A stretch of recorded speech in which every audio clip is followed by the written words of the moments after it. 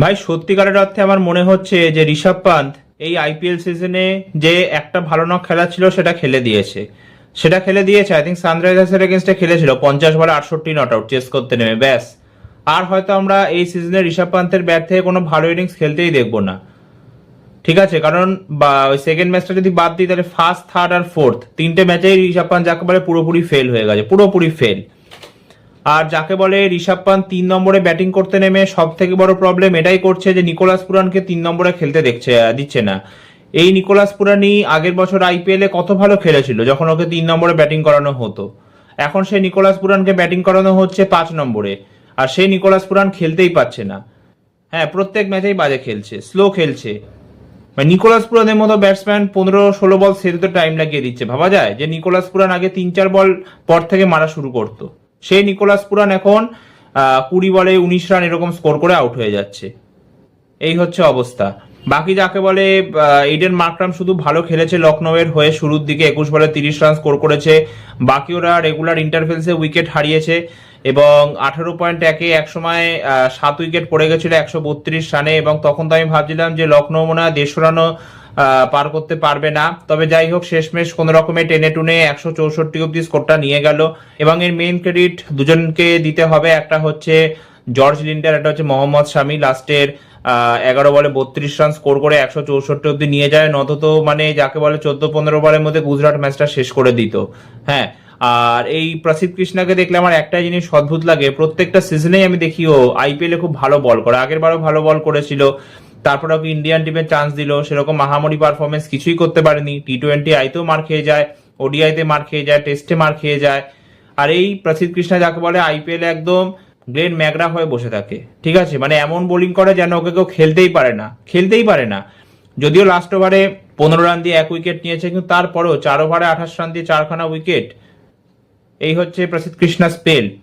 তবে আর একটা বোলারের বোলিং দেখে আমার খুব ভালো লাগলো, সে হচ্ছে অশোক শর্মা। যদিও ও লাস্ট ওভারে 17 রান দিয়ে দিয়েছে, কিন্তু তারপরেও ভালো বোলিং করেছে অশোক শর্মা। এবং রাবাডার বোলিংটা দেখে আমার খুব অদ্ভুত লাগলো, 4 ওভারে 54 রান দিয়ে 1খানা উইকেট। এবং আমার মতে রাবাডার জায়গায় গুজরাট যাকে বলে লুক উডকে ট্রাই করে দেখতে পারে, কারণ লুক উড খুব ভালো বোলার, যাকে বলে ইউজফুল বোলার, এবং ইকোনমি রেটও মোটামুটি ভালোই আছে, তো ওকে ট্রাই করে দেখতে পারে। সিরাজ 1খানা উইকেট নিয়েছে 4 ওভারে 19 রান দিয়ে, আর যাকে বলে রশিদ খান উইকেট না নিল, 17 রান দিয়েছে। তারপরে যাকে বলে 165 চেস করতে নেমে একটা ভালো শুরু হয় শুভমান গিল আর সাই সুদর্শনের মধ্যে 45 রানে। তারপরে সাই সুদর্শন 15 রান স্কোর করে আউট হয়ে যায়।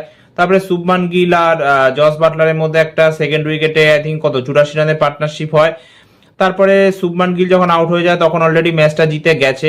এবং এই শুভমান গিলও সেম, ইন্ডিয়ার হয়ে টি20 আইতে খেলতে পারে না, কিন্তু আইপিএল এ প্রত্যেক সিজনে ভালো খেলে দেয়। আর তারপরে জস বাটলারও আউট হয়ে যায়। যাই হোক, তারপরে একটু মোটামুটি ম্যাচটা ফেসে গেছিল হালকা, কিন্তু শেষমেশ ওয়াশিংটন সুন্দর আর রাহুল তেয়াটিয়া ম্যাচটা বার করে দেয়। মোহাম্মদ শামি, দিগ্বেশ রাটি আর এখান থেকে প্রিন্স যাদব একটা করে উইকেট নিয়েছে। আর আভেশ খান আবারও ব্যর্থ, এবং আমি বুঝতে পারি না যে ঋষভ পান্থ কেন আভেশ খানকে সুযোগ দেয়।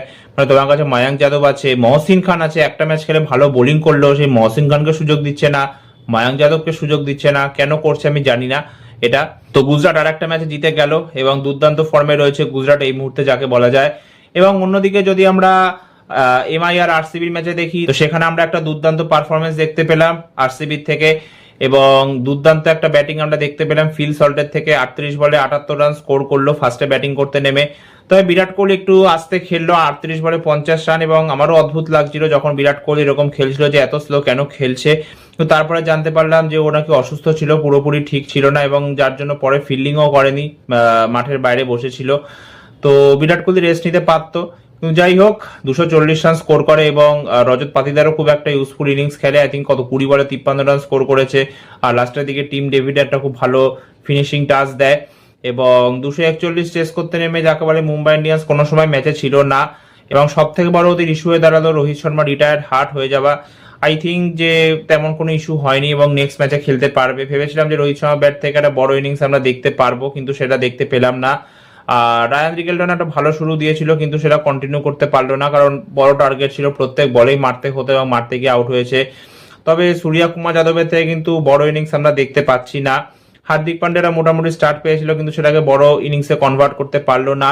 তবে শেফান রাদারফোর্ড শেষ অব্দি থেকে 31 বলে 71 নট আউট স্কোর করলো। যদিও রোমারিও শেফার্ডের বলেই আউট হয়ে যেত, কিন্তু ক্যাচটা ধরলো দারুণ শেফার্ড, কিন্তু তারপরে দেখা গেল নো বল সেটা। তো সেখান থেকে যাকে বলে 222 অব্দিও স্কোরটা নিয়ে গেল। তো 18 রানে মাত্র ম্যাচটা জিতলো আরসিবি, যদিও এটা আরো বড় ব্যবধানে জেতা উচিত ছিল। কিন্তু যাই হোক, আরসিবি এই মুহূর্তে 3 নম্বর উঠে এলো পয়েন্টস টেবিলে, 4 ম্যাচে 3টে উইন আর 1টা লসের সাথে। আর অন্যদিকে মুম্বাই ইন্ডিয়ান্স কিন্তু 8 নম্বরেই রয়ে গেল এখন অব্দি, 4 ম্যাচে 1টা জিতেছে, কেকেআর এর এগেনস্টে জিতেছে। হ্যাঁ, আর পরপর 3টে ম্যাচ তারপরে হেরে গেছে। তো মুম্বাই ইন্ডিয়ান্সের ফর্মও খুব বাজে চলছে এইবারেও। তো জানি না কি হবে। তো আরসিবি একটা দারুণ জয় আমাদের সবাইকে উপহার দিল। তো এই হচ্ছে ব্যাপার।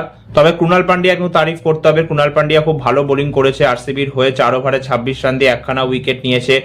এছাড়া রশিক সালামদারও খারাপ বল করেনি, যদিও লাস্টের দিকেও ইনজিওর হয়ে গেছিল, 2.5-এ 23 রান দিয়ে 1খানা উইকেট নিয়েছে। তবে বুমরার সাথে যে কি হচ্ছে আমি বুঝতে পারছি না, কারণ মুম্বাই ইন্ডিয়ান্সের হয়ে 4টে ম্যাচ খেলেছে এই সিজনে বুমরা, এবং 4টে ম্যাচে একটা উইকেটও পায়নি, একটা উইকেট পায়নি। 8.2 এর উপর ইকোনমি রেট। তো বুমরা পুরোপুরি আউট অফ ফর্ম। যে বুমরাকে আমরা টি20 ওয়ার্ল্ড কাপে দেখেছিলাম, সেই বুমরাকে আমরা একদম দেখতে পাচ্ছি না মুম্বাই ইন্ডিয়ান্সের হয়ে। এবং মুম্বাই ইন্ডিয়ান্সকে যদি কামব্যাক করতে হয়, বুমরাকে কিন্তু ফর্মে ফিরতে হবে, এই হচ্ছে ব্যাপার। তো আই হোপ সো কি বুমরা যাকে বলে কামব্যাক করবে এবং ফর্মে ফিরবে, এবং পুরো মুম্বাই ইন্ডিয়ান্সের টিমই যাকে বলে ফর্মে ফিরবে। তো এই ভিডিওটা এতটাই, আবার দেখা হবে একটা নতুন ভিডিওতে। ভিডিওটা ভালো লাগলে প্লিজ লাইক আর শেয়ার করে দিও। ভিডিওটা কেমন লাগলো কমেন্ট করে জানাতে ভুলবে না। ধন্যবাদ।